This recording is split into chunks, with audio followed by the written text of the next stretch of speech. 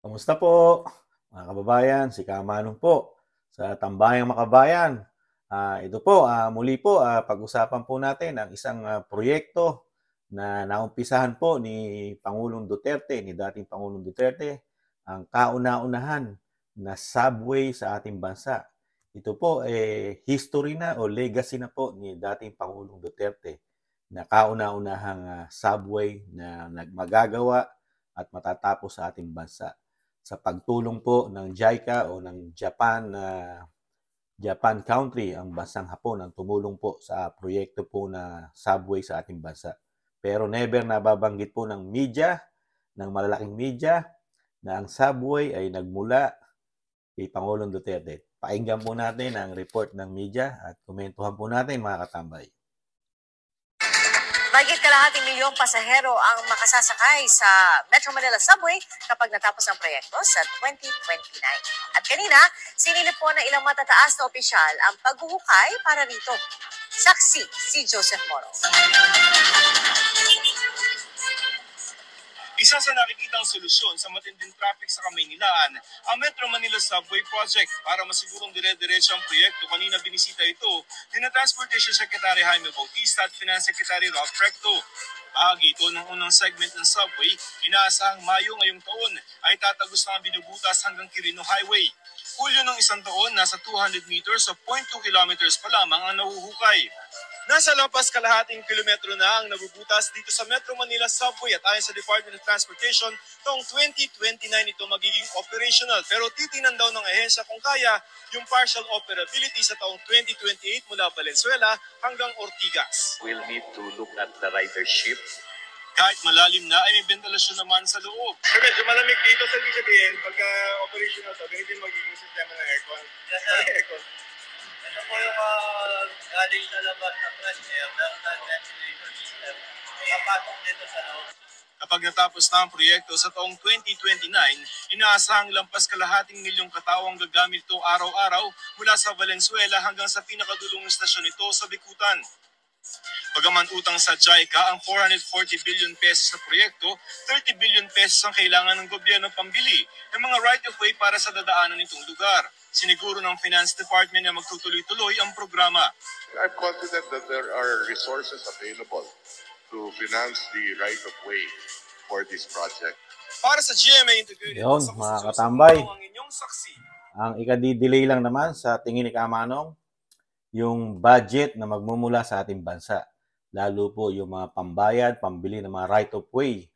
Diyan po nagiging problema po kasi marami na po tayong experience ang ating bansa na delayment sa mga proyekto, lalo po sa panahon po ni Pinoy, ni Pangulong Aquino, na hirap po na bumili o nagkakaproblema na malaki sa mga right-of-way nung panahon ni dating Pangulong Aquino, di po ba? Kaya walang natatapos ang proyekto. Sana po, yung naumpisahan po ni Pangulong Duterte, yung mga nabibili, kahit magkano, maglalabas ang gobyerno, basta mabili lang ang right-of-way, hindi babarating, di ba? At para hindi na magkaroon ng makasuhan, di ba? Ponduhan po sana ng gobyerno ni PBBM ang mga proyektong katulad niyan na subway na kauna-unahan sa ating bansa, di po ba? Na walang presidente na nagtangka na gumawa ng subway mula pa nung panahon ng Aquino, na si Corazon Aquino, di ba? Fidel Ramos, Joseph Estrada, di ba? At si Pinoy, di ba? Si Gloria, di ba? Makapagal, mahigit 10 taon na nung kulan. Hindi na nakapagpagawa ng subway, di ba? Sa panahon lang po ni Pangulong Duterte. Kaya lang po, kung pinakikinggan po natin ang gobyerno ngayon ng Pangulong Marcos, never nilang nababanggit, kahit po ng media, never nababanggit yung past president na, nagpanukala, nag-isip kung paano magkakaroon ng subway sa ating bansa, lalo sa Metro Manila, di ba? First time. Never nababanggit ng malalaking media si Pangulong Duterte, yung mga proyekto na inumpisahan ng Pangulong Duterte, di ba? Hindi nyo po napapansin ng media. At ganun din po ang gobyerno natin ngayon. Never nilang name-mention ang mga nagawa ng dating Pangulong Duterte, lalo sa Metro Manila, di ba? lalo po yung Skyway, di ba?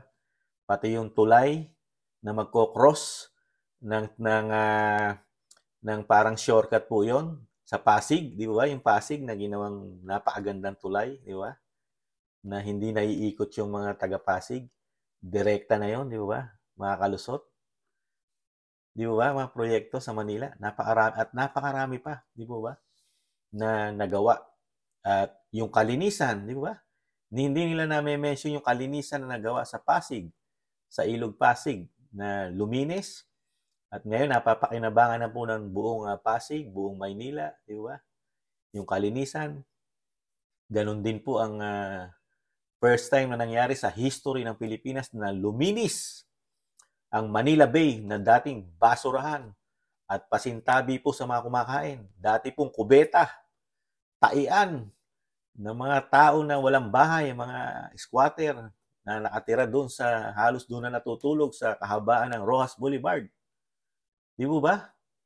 Pero nung maging presidente ang taga Mindanao, pati Boracay, na nakita niya na famous sa buong mundo ang Boracay tourist spot, nagiging polluted. Di ba? Nalinis din sa panahon ni Pangulong Duterte. Di po ba? At napakarami pang proyekto, di po ba? Pero never na may mention po ng media, lalo po ng mga giant media, yung Channel 7, di ba? Channel 5, yung Channel 2, nagwo-work pa naman kahit nasa ibang istasyon sila, nasa online. Never nilang pinupuri ang dating presidente na si Rodrigo Duterte sa mga ginawa niya. Di po ba? Kaya doon pa lang po makikita po natin kung paano magpatakbo sa tingin ni Kamanong ang bagong administrasyon. Di ba? Mismo si Pangulong Marcos, never niyang na-mention yung mga itinutuloy niyang proyekto na ito sa dating Pangulong Rodrigo Duterte, itong proyekto na ito. Sana malagyan natin ng dire-diretsong pondo at nang matapos at pakinabangan ng mga Pilipino. Di ba? Tulad na lang po nung inauguration na nagpunta po sa North, di ba? Sa Subic, part ng Pampanga, ang Pangulo, di ba? Proyekto po ni Pangulong Duterte yun, pero never na-mention po ng Pangulong Marcos si Pangulong Duterte do sa proyekto na yon, di ba?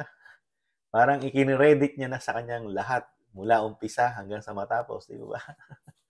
Yan lang po ang nakikita ni Kamanong sa mga pag-uugali rin, syempre, ng bawat tao. May kanya-kanya pong,